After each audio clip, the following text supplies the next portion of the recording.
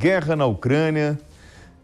Eu queria até a ajuda dele, né? Porque ele acompanhou de perto, esteve em território ucraniano e essa guerra, sem sinais de uma solução pacífica, depois de tanto tempo, eu queria conversar com o Luiz Kawaguchi, nosso correspondente durante muito tempo. Kawaguchi, vamos lá, 105 ou 106 dias? Eu já perdi a conta agora desse conflito. Eu acho que está em 105, mas posso estar errado também, que eu... porque eu lembro que ontem eu falava em 105, hoje já falo, não, 105 não. Eu acho que a gente já está em 106 dias de conflito e sem nenhuma perspectiva, né? E o mais assustador, hoje nós temos até um mapa que vai mostrar a evolução, né, das tropas russas e como foi todo esse confronto nesse período. Inclusive, eu já posso mostrar? Então, me dá o mapa, que o Kawaguchi até me ajuda nisso. Kawaguchi, esse foi o início dos bombardeios em território ucraniano, né? Isso, esse é um mapa que ele foi produzido pelos governos aí que são mais da OTAN, que são mais pró-Ucrânia. Eles são chamados de Grupo Visegrad, que tem Polônia, Hungria, Eslováquia, República Tcheca. E eles contaram, esse mapa aí representa que a Rússia disparou mais de 2.100 mísseis de cruzeiro contra a Ucrânia desde o dia 24 de fevereiro. Então ele vai mostrando aí as principais regiões aí atingidas. A gente vê bastante ali a capital Kyiv e a gente vê na região de Donetsk ali uma quantidade muito grande. A gente vê de Dnipro, mais no centro do país, a gente vê em Zaporídia ali, mais ao sul. Então esse é um levantamento, a gente lembra, a OTAN não é um bloco totalmente homogêneo de países. Esses países que estão ali mais próximos da Ucrânia, que já foram invadidos pela então União Soviética, eles estão mais unidos agora em apoio à Ucrânia e eles têm esse grupo político-cultural que produziu essa representação gráfica aí para mostrar a quantidade de mísseis. A gente não está falando aí de artilharia, a gente está falando daqueles mísseis de alta precisão, mísseis caros que custam milhões aí de dólares. Então, é a quantidade desses mísseis que foram disparados sobre o território ucraniano. E aí, Kawaguchi, quando a gente vai no início do mapa, né, onde os bombardeios, principalmente na região da Crimeia, você tem um avanço das tropas, mas descendo pela Bielorrússia, que agora a gente está, dia 1º, dia 2 do 3, em março, o foco estava assim, saindo da Crimeia, descendo pela Bielorrússia em direção a Kiev. Logo depois, pelo território russo, com fronteira com o território ucraniano, as tropas começam a invadir e dava a entender que o objetivo era chegar justamente à capital.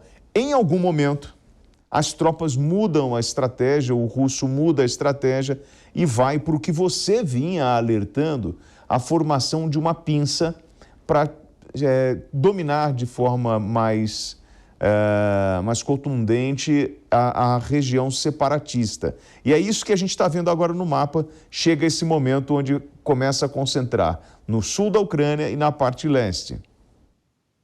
Exatamente, ali na região conhecida como Donbás, na parte mais leste aí à direita do mapa, a gente achava que a pinça ela ia englobar uma região maior, mas a Rússia teve algumas dificuldades aí de cruzar rios e resolveu atacar agora uma cidade que se chama Severodonetsk. E Severodonetsk e Lysychansk, que são cidades chamadas cidades gêmeas, aí, porque elas são muito de tamanho parecido, só são divididas aí por um rio.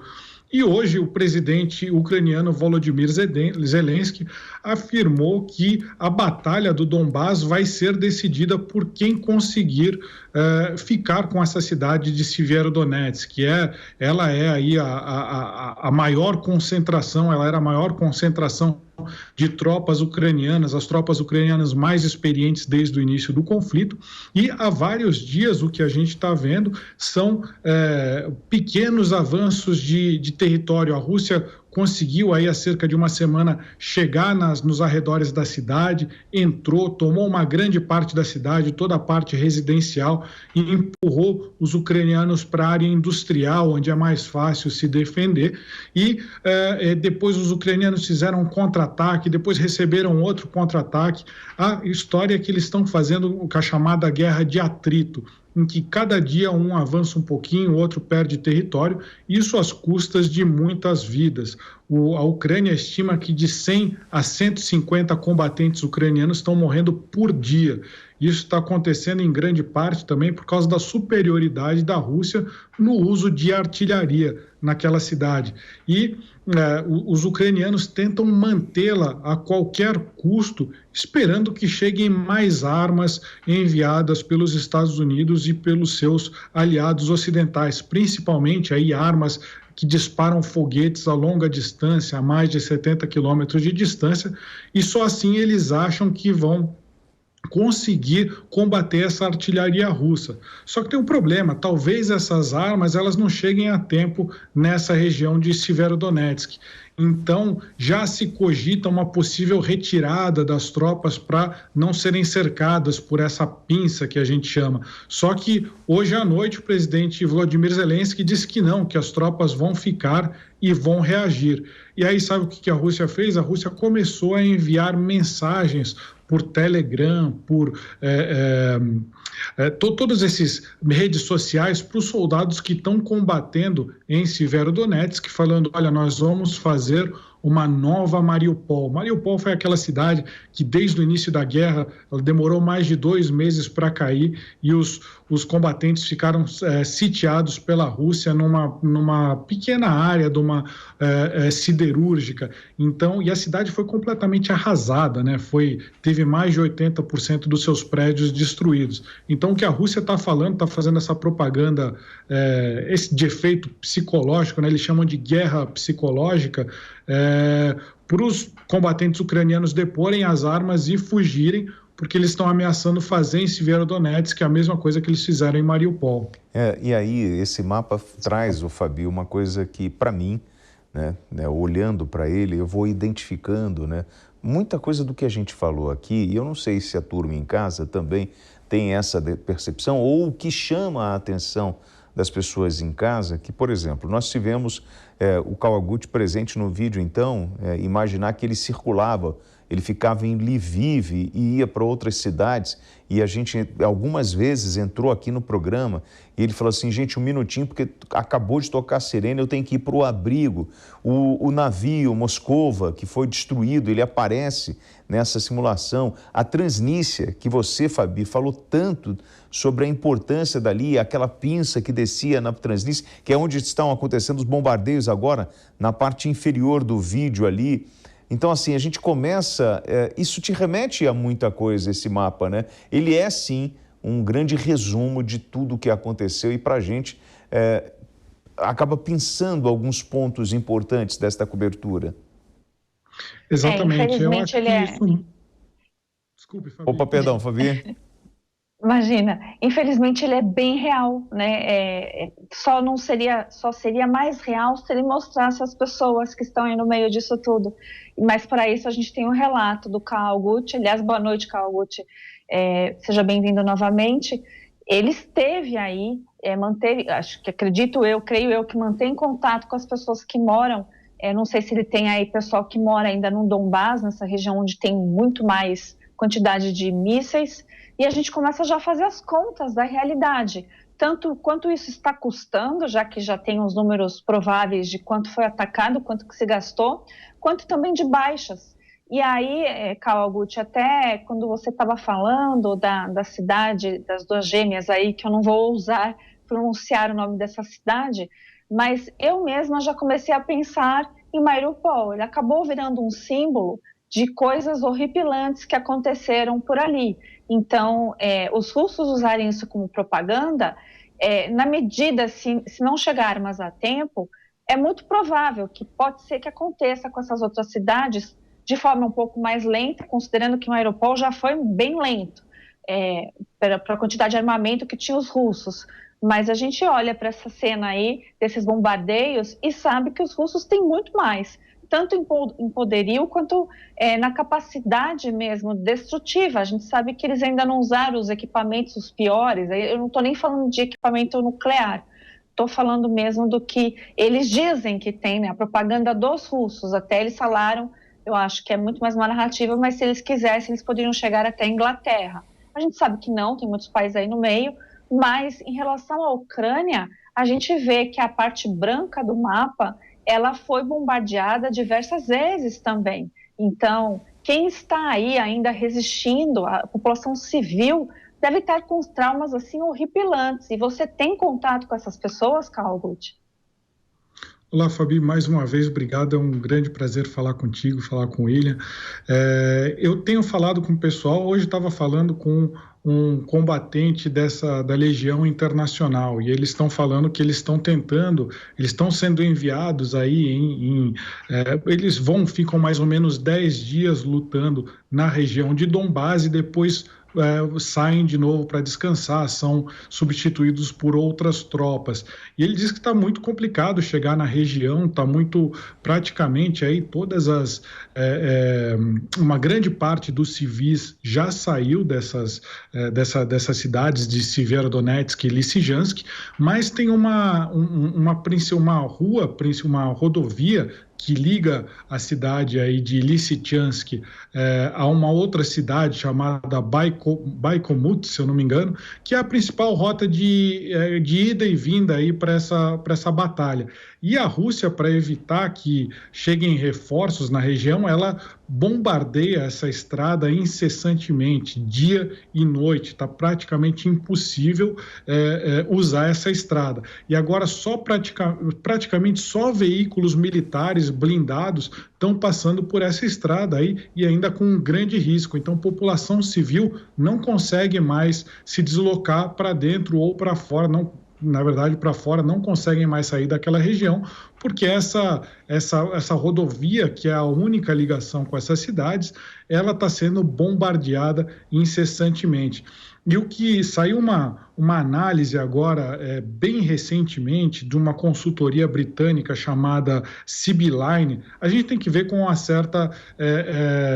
com um certo distanciamento, porque os britânicos, eles de certa forma estão apoiando o lado ucraniano da guerra. Mas eles dizem uma coisa que você, Fabi, dizia desde o início, a possível tomada de Odessa ali. O que essa consultoria está especialista em temas militares britânicos, formado aí por ex-agentes britânicos, eles dizem o seguinte, que o passo da Rússia agora vai ser tomar essa cidade de Severodonetsk, e aí eles completam a conquista de uma província chamada Luhansk. Aí tem cidades menores para eles conquistarem ali na região, e a partir do momento que eles conseguirem fazer isso, eles vão para a cidade de Zaporizhia. Zaporizhia era ali próximo, onde tinha aquela usina nuclear. Eu, quando estava fazendo as reportagens no terreno ali para a Jovem Pan, foi inclusive a área em que o comboio que eu estava foi bombardeado. Então está tendo uma atividade militar muito grande ali agora, até mais intensa aparentemente do que em abril. E então o objetivo deles seria, primeiro, tomar a cidade a região de Donbás, depois Zaporizhia, Kharkiv, que aparece ali no mapa, e, por último, Odessa. Então, é isso que os analistas militares ocidentais estão imaginando, que é até aí que iria o apetite do governo Vladimir Putin de continuar tomando o terreno na Ucrânia. E eu lembro que você tinha falado sobre a questão da Odessa, que é o último porto ainda nas mãos dos ucranianos, que ainda está na mão dos ucranianos. Desde aí, praticamente do início do conflito, você vem alertando para essa possibilidade. Bom, e aí, aproveitar, você falou sobre esses especialistas de segurança. Eu queria citar aqui o coronel da reserva, o Paulo Filho. Paulo Filho é um especialista nessa área, faz sempre uma análise muito precisa, né? E hoje ele fez uma publicação sobre a Batalha de Severodonetsk. E eu gostaria de trazer para os senhores, porque eu acho que ele conseguiu, de alguma forma, traduzir para a gente as dificuldades que estão acontecendo naquele território. Ele fala o seguinte: a batalha por Severodonetsk está encarniçada e ela pode ser analisada por 3 pontos de vista. O primeiro é o tático, difícil para a Ucrânia, uma vez que defende à frente do rio o obstáculo. O normal seria colocar o rio à frente da linha de defesa para dificultar o avanço dos ataques. Segundo, estratégico, a posse da cidade, justamente por estar a leste do rio, seria importante para servir como uma base para uma eventual tentativa futura da Ucrânia de tentar reconquistar a região de Donbás. Terceiro, anímico, simbólica, a manutenção da cidade como a última relevante sob posse dos ucranianos em Luhansk elevaria muito a moral dos ucranianos. Do outro lado, um insucesso russo seria péssimo para a moral dos atacantes. Quarto, por isso tudo, os ucranianos defendem a cidade com tanta determinação, mas é improvável que resistam ainda por muito tempo. Fabi. Análise bem real do que eu também enxergo, e infelizmente, e aí vai se concretizando, não queria ter razão não, viu, Kawaguchi, em relação a essa conquista aí, infelizmente, do Donbás e depois indo para Odessa, mas é uma constatação, é só um exercício de lógica. E a importância também histórica, né? Você mencionou, falou assim, no começo da conversa de hoje, você falou, vários países que já foram ocupados pela União Soviética estão se unindo porque eles têm arrepio dos russos. Pouco importa se os russos têm essa vertente aí, que era igual da União Soviética, ou se tem aquela gana imperialista da União Soviética, da Rússia imperialista. Tanto faz nesse sentido, eles não querem ser ocupados pelos russos de forma alguma. E a importância histórica de Odessa. Odessa foi uma cidade que tem muita representatividade para os russos desse prisma aí, sem falar porque foi construída pela Catarina Grande, e aí toda essa parte histórica também bate com a parte econômica. Catarina Grande, quando ela resolveu fazer essa cidade portuária, ela levou muita cultura para os russos que se sentiam, eles já tinham esse sentimento que permanece hoje neles, né, de sentirem uma nação menor comparada às outras, e ali até muitos dizem que tem muitos gregos, para quem conhece, dizem ainda que quando a gente pensa, dói o coração, porque dizem que é uma cidade belíssima e altamente cultural. Mas aí ela tem duas importâncias. Aí eu faria uma análise, eu não sou militar, mas do ponto de vista estratégico seria muito importante, porque é o último lugar portuário, a saída de todos os grãos e tudo que os ucranianos acabam fabricando seria por esse porto, eles teriam que ficar por terra e aí teriam que contar com outros países, o que dificulta muitíssimo, né, a permanência da Ucrânia como nação soberana, enfraquece demais. Então, quando a gente olha por todos esses lados, os russos só estão demorando, os ucranianos estão resistindo bravamente, e aí fica aquela preocupação primária que permanece, né, com as pessoas que moram ali ou as que foram deslocadas, mas a gente sabe que a batalha está cada vez mais sangrenta e a perda de vidas aí é lamentável, Fabi, e isso a gente tem que lidar, é muito difícil, né, Kawaguchi? A Fabi falou sobre os grãos, eu queria até trazer uma informação, Kawaguchi, porque o Kremlin afirmou que os embarques de grãos serão retomados nos próximos dias a partir do porto ucraniano de Berdiansk, ocupado pelos russos, após o trabalho de desminagem da área. Mas o ministro de Relações Exteriores da Turquia fez uma nota mais ponderada dizendo que mais negociações entre Moscou e Kiev seriam necessárias para garantir a segurança de quaisquer navios que transportam exportações. E aí vem esse momento, o Kawaguchi, tático, né? Até em função da preocupação com as minas ou com aquilo que foi deixado durante esse conflito, que pode fazer vítimas aqui na frente. É verdade, essa é uma questão bem delicada. Por quê? Porque tanto a ONU como a Organização Internacional aí do Comércio já falou que pode haver uma crise de alimentos, uma crise global de alimentos. E a Rússia, quando diz que ela vai exportar comida por Berdiansk, ela tem vários fatores. Um deles é o seguinte: Berdiansk foi uma cidade que foi portuária, que foi conquistada pela Rússia. Quem domina ali o Mar Negro é a frota russa. Então, eles podem, com certa facilidade, tirar ali navegar por aquelas costas. Eles poderiam colocar os grãos em navios e tirar e levar para outras regiões do mundo. Só que seriam os grãos que, isso segundo o New York Times, eles estão pegando grãos que eles apreenderam, ou seja, que eles teriam, entre aspas, roubado dos ucranianos e estão vendendo para a África. Esse é um ponto. O outro ponto é que eles dizem o seguinte: olha, Ucrânia, vocês têm que desminar a região ali de Odessa, que a gente estava falando, e se vocês tirarem as minas dali, a gente deixa vocês saírem com os navios ali dos seus portos para exportarem comida. Comida não tem problema. Só que a Ucrânia não acredita. A Ucrânia fala: não, se a gente tirar as minas aquáticas que tem aqui defendendo Odessa, a primeira coisa que a Rússia vai fazer vai ser invadir Odessa. Então, eles não podem fazer isso. E aí tem hoje um ministro dessa área de agricultura chamado Nikolai Gorbachev, parecido aí com o Gorbachev aqui da União Soviética, o nome dele. Ele disse que a Ucrânia ela exporta de 6 a 7 milhões de toneladas de grãos e de óleo por mês. Ela exportava antes da guerra.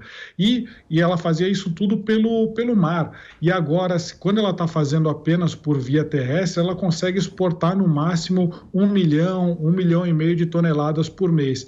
Então, essa comida que ela exportava vai fazer falta. E, além disso, a Rússia está sob sanção. E muitos grãos aí que partiriam da Rússia, eles também não podem sair por causa das sanções. Para você ter uma ideia, 1/3 do trigo mundial ele é comercializado pela Rússia e pela Ucrânia juntos. Então, a gente pode ter uma ideia do impacto dessa comida não estar podendo sair dessas regiões.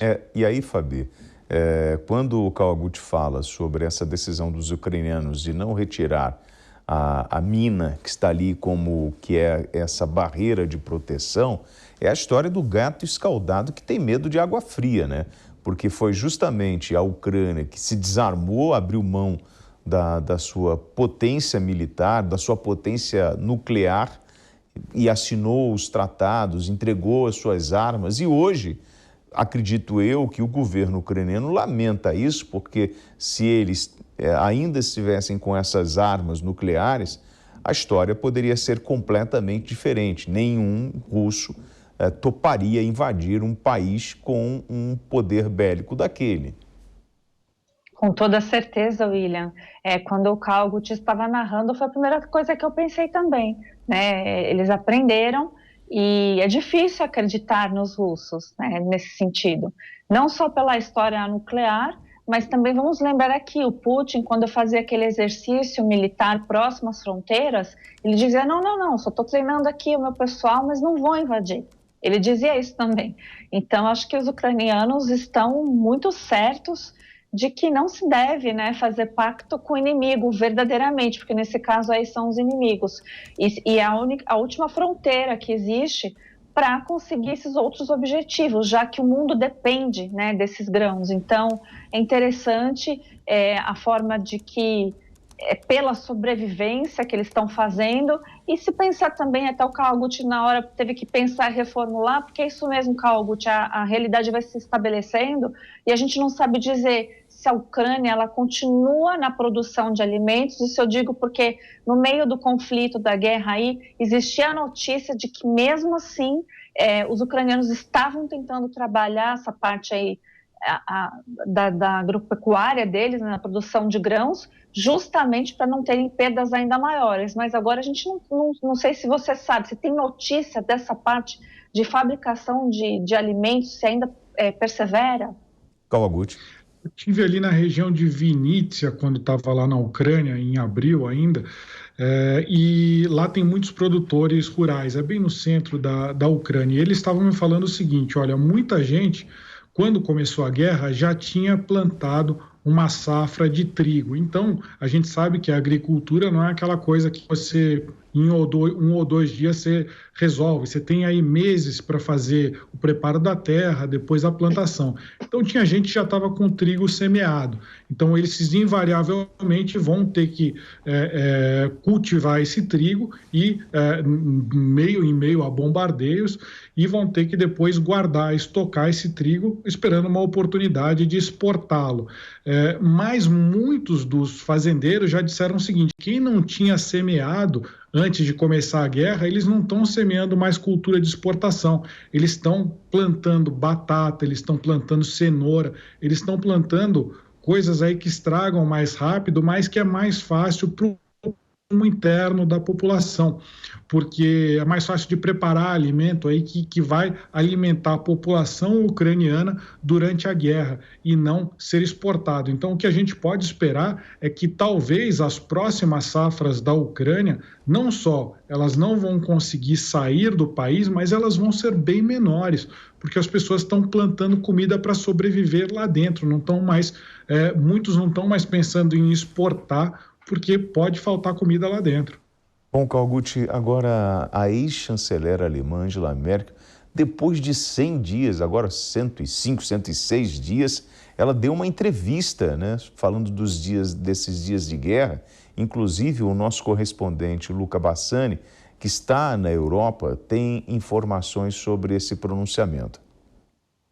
Boa noite. Hoje, a guerra na Ucrânia completa 105 dias e sem nenhuma perspectiva para o caminho da paz. Nós vemos que as batalhas têm se intensificado bastante na região do Donbás, principalmente na cidade de Severodonetsk, uma das principais que ainda faltam ser dominadas pelos russos. A gente vê que, segundo as declarações de Moscou, 97% do território da cidade já estão controlados, enquanto os ucranianos negam exatamente para tentar fazer esse contra-ataque e resistir ao máximo. De qualquer maneira, todas as imagens que nós recebemos até o dia de hoje mostram que a cidade de Severodonetsk relembra muito Mariupol, já que grande parte de sua infraestrutura foi destruída, alguns calculando na faixa de 90% das casas, edifícios, pontes e toda a infraestrutura de ruas da cidade. A gente vê também que ontem, a ex-chanceler alemã Angela Merkel, que ficou na frente do país por 16 anos, falou pela primeira vez em uma entrevista grande, principalmente com o tema relacionado ao seu papel sobre a dependência energética da Alemanha e da Europa como um todo em relação à Rússia. Ela disse que não se arrepende de nada, que naquele momento era a única alternativa que estava disponível em suas mãos, e também diz não se arrepender de ter votado contra a entrada da Ucrânia na OTAN em 2008, alegando que naquela ocasião a revolução ainda não tinha acontecido, o governo ucraniano era pró-Rússia e, portanto, não tinha como a Ucrânia estar preparada para entrar no bloco ocidental. Diz que, de qualquer maneira, apoia a Ucrânia, acha que é ilegal tudo que a Rússia tem feito e também elogia o presidente Zelensky por mostrar a bravura de comandar o seu país perante uma das crises mais difíceis que um líder, que um chefe de Estado pode encontrar. A gente vê também que a Ucrânia não respondeu muito positivamente a essas declarações, disse que Merkel se contradiz e que se ela não apoiava os russos, por que apoiou ou pelo menos encaminhou a construção daquele gasoduto Nord Stream 2 que viria do Mar Báltico transportando o gás da Rússia para a Alemanha. Isso mostra que ela, de certa forma, não tinha uma ideia fixa a respeito da questão energética na Europa.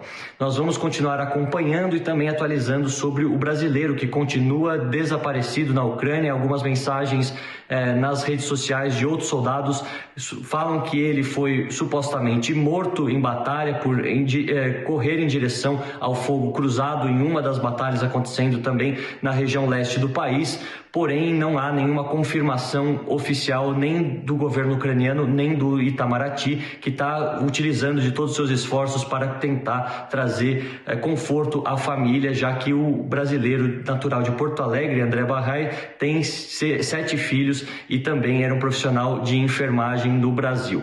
De qualquer maneira, à medida que as notícias forem sendo atualizadas, traremos aqui para todos vocês em primeira mão. Luca Bassani, de Munique, na Alemanha, para a Jovem Pan News. Obrigado, Luca, pela informação. Kawaguchi, mesmo depois da Crimeia, em 2014, depois da Rússia tomar conta daquele território, a Europa não prestou atenção nos russos e nunca jogou nesse tabuleiro geopolítico a possibilidade do russo continuar as suas ocupações, enfim. Nós tivemos líderes omissos. Eu acho que teve aí pelo menos um erro de avaliação estratégica. Quando o Luca traz a notícia sobre Angela Merkel, foi uma opção política da Angela Merkel, até na época falava-se muito sobre a substituição dos combustíveis fósseis por energia limpa. Então ela protagonizou aí uma política de você desligar usinas nucleares, fazer esse gasoduto para trazer gás da Rússia, que embora o gás seja derivado do petróleo, ele é considerado um pouco mais limpo. E tudo isso foi consequência dessa política de transição energética, que acabou encontrando muitos problemas aí desde o início aí da pandemia de Covid, agora com a guerra.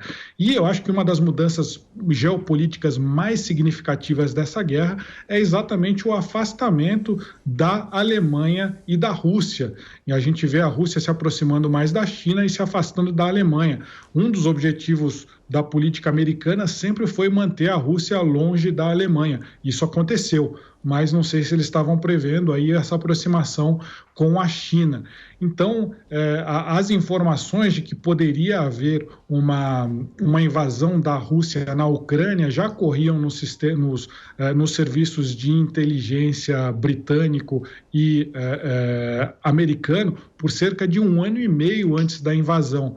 Mas eles teriam tido tempo de agir de forma diferente, mas eu acho que essa informação talvez não foi tão acreditada. Para você ter uma ideia, até quem descobriu primeiro foi o Reino Unido e os Estados Unidos, e até a França, por não ter descoberto, depois despediu o seu chefe da inteligência. Mas o fato é que mesmo eles sabendo, eles fazendo pressões diplomáticas, eles tendo enviado operadores de forças especiais para preparar uma resistência dentro da Ucrânia, eles não tomaram medidas como eventualmente enviar armas. Eles foram enviando as armas a conta-gotas, ou seja, primeiro armas mais leves e agora mais pesadas. Então, é difícil julgar, né, quem tá tomando esse tipo de decisão, que não são decisões fáceis, mas se a gente vê em retrospectiva, claro que poderia ter sido feito por parte do Ocidente, poderia ter sido feita uma estratégia mais eficiente. Então, aí, Fabi, não dá a impressão que tem um certo delay, uma demora no tempo de resposta ou da atitude de ser uma coisa mais proativa? Por exemplo, nós tivemos agora a Organização para a Cooperação e Desenvolvimento Econômico, a OCDE, afirmou que a economia mundial pagará um preço alto pela guerra na Ucrânia, que inclui o crescimento mais fraco, inflação mais forte e danos potencialmente duradouros às cadeias de suprimentos. Então, assim, sim. E qual é o resultado? Para onde nós vamos? É uma boa pergunta lançada e que já começou na própria pandemia. Vamos lembrar aqui que na China, quando a gente precisou de alguns equipamentos, né, máscara, etc., só a China produzia. E a gente já teve o sinal do que seria.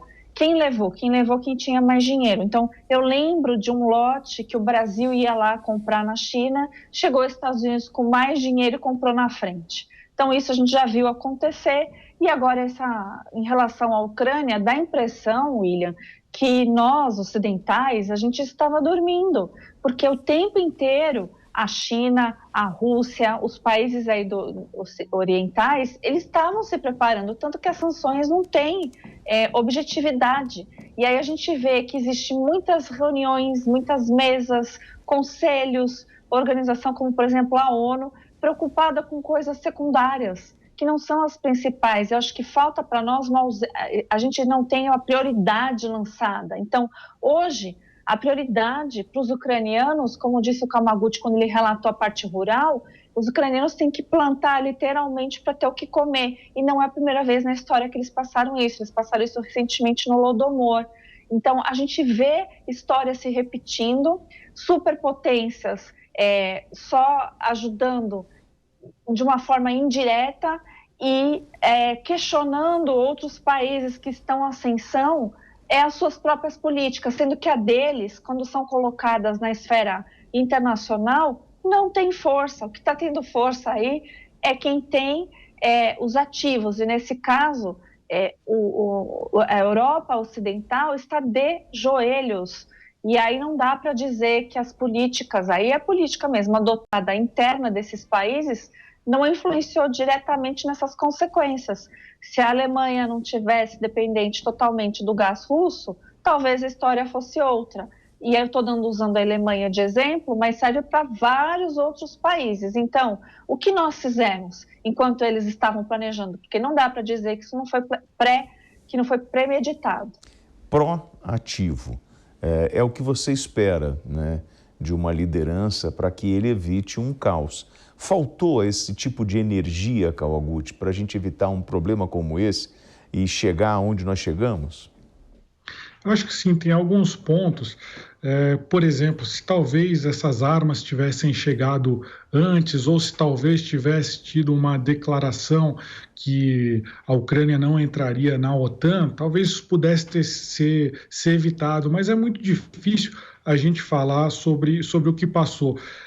Eu falaria sobre essa questão das sanções, por exemplo. Os americanos e os europeus, eles apostaram muito nas sanções à Rússia. O rublo chegou a cair, perder 60% do seu valor em março, logo no início da guerra. Só que em abril ele já tinha recuperado todo esse valor de novo, porque a Rússia praticamente obrigou os países compradores de gás a pagar o gás em rublos, ou seja, eles tinham que fazer depósitos em euro no Banco Central, no Banco Russo, e quem determinava a cotação do rublo é o russo. Então, o valor do rublo voltou a subir. Hoje, a projeção mais recente é que uma projeção ocidental do Instituto Internacional aí de Finanças, que é um grupo de bancos internacionais, falou que a economia da Rússia deve diminuir 15% o seu PIB nesse ano e mais 3% no ano que vem. Isso seria equivalente ao que eles juntaram nos últimos 10 anos. Mas é o Ocidente falando. Mas essas sanções, elas não abateram somente a Rússia. A projeção de crescimento econômico global, ela era de mais ou menos aí 6% esse ano, e ela já foi reajustada para 3,6%. Então, ou seja, essas sanções estão prejudicando a Rússia, mas elas estão prejudicando o mundo inteiro, elas estão aumentando o preço dos combustíveis, ela talvez tenha um efeito negativo para os Estados Unidos com a desvalorização do dólar. Então, de fato, não parece que está sendo muito efetivo o que o Ocidente está fazendo. Quando eles mandam armas, eles foram mandando com muita cautela para não jogar o mundo numa terceira guerra mundial. Dá para se entender que não é uma decisão fácil de se tomar, mas vendo em retrospecto, talvez tenha faltado sim um pouco de atitude dos líderes ocidentais para eventualmente tentar evitar essa guerra. Mas é difícil a gente julgar nesse momento. Eu concluiria esse raciocínio dizendo que o que eu senti lá na guerra, algumas vezes indo no campo de batalha, a gente vê a Rússia no começo não atingiu infraestrutura básica, que seria a coisa mais prudente a se fazer para tentar enfraquecer a Ucrânia. Já as nações ocidentais não tomaram providências, mesmo sabendo que haveria invasão. Às vezes a guerra ela não é cartesiana, às vezes ela não é racional. Eu acho que é isso que a gente tem que entender. A gente fala, não houve uma relação de causa e efeito. E essa não é a natureza da guerra, ela não é cartesiana, ela nem sempre é racional. Agora, gente, que situação do Sergei Lavrov lá, o ministro de Relações Exteriores da Rússia, durante a sua visita lá na Turquia, quando o repórter da televisão ucraniana levanta, ele fala, olha, eu sou da televisão pública ucraniana e gostaria de fazer uma pergunta para o senhor. E aí ele vai e manda o Lavrov, falou assim, a pergunta do jornalista, além dos cereais, que outros bens você roubou da Ucrânia e para quem você os vendeu? Fabi. É dura realidade. É exatamente isso. Eu tenho para mim, analisando esse conflito aí, essa guerra, que o Lavrov é muito pior do que o Putin. Inclusive, ele é o estrategista. Alguns analistas até dizem, se ficam torcendo para o Putin estar doente, etc., mas tem o Lavrov embaixo. Então, assim, provavelmente isso nem abalou o Lavrov, tá? A gente está falando de uma cultura desses tipos de líderes que são preparados e que não se abalam com isso. Mas para nós é um momento assim que dá aquela sensação de uma justiça, nem se for na narrativa, porque alguém conseguiu falar para ele o que os ucranianos estão sentindo na pele, né? Que eles estão sendo roubados, roubado na terra e roubado aí nos grãos. Então, a pergunta foi boa, corajosa, mas eu não creio que o Lavrov tenha se abalado. Não, e a resposta dele, ele fala o seguinte, vocês ucranianos estão sempre preocupados com o que podem roubar e acham que todo mundo pensa assim. Kogut, transferência de responsabilidade, existe essa coisa aí de que o ucraniano, o governo atual é corrupto, algo parecido com isso? Olha, não dá para a gente pensar nessa guerra como bem e mal. Eu acho que dos dois lados cometeram erros muito grandes. Deixando claro que quem invadiu a Ucrânia foi a Rússia, tem outros pontos também. Por exemplo, eu conversei com muitas pessoas que foram cidadãos ucranianos que tiveram as suas cidades invadidas pelos russos. Eles falavam, olha, os russos vinham e roubavam as coisas, eles pilhavam, eles entravam nas nossas casas, pegavam o que tinham de valor e levavam embora. Inclusive, saiu recentemente essa semana uma foto de um blindado russo cheio de pertences pessoais e uma senhora no Reino Unido reconheceu esses seus pertences sendo levados, que os russos empilharam em cima do tanque para levar embora para a Rússia. Mas também acontece do outro lado, os mesmos ucranianos acusaram os próprios soldados ucranianos de também fazerem esse tipo de pilhagem. Então eu acho que tanto os dois, nessa coisa, em um contexto de guerra, os dois lados acabam pilhando e até o soldado ucraniano pilha da sua própria população. Não tô falando que são todos, não é isso. Estou falando que acontece também. E existe corrupção, sim. A Ucrânia é um país também que foi assolado por corrupção, como o Brasil também foi muito assolado por corrupção. Mas eu estava falando com o meu contato na Legião Internacional, e ele falou, a gente ficou sabendo que um dos nossos comandantes, ele foi preso recentemente porque à noite ele encostava caminhões na nossa base e enchia de armas que tinham sido doadas pelo Ocidente e levava embora para vender, talvez para algum outro país. E esse cara foi preso por fazer isso, por fazer esse tipo de corrupção. É claro, ele não tem como provar esse tipo de acusação, é a sensação dessas pessoas que estão lá no campo de batalha. Mas que ocorre corrupção e roubo dos dois lados, eu acho que isso é evidente. Luiz Kawaguchi, jornalista, ele que esteve em território ucraniano acompanhando esse conflito, queria agradecer a sua participação hoje aqui no Headline News, falando sobre guerra. Tenha uma boa noite, um bom descanso. Muito obrigado, é sempre uma honra aqui, uma felicidade estar com você e com a Fabi aqui no programa. Muito obrigado, e aos nossos telespectadores, muito obrigado.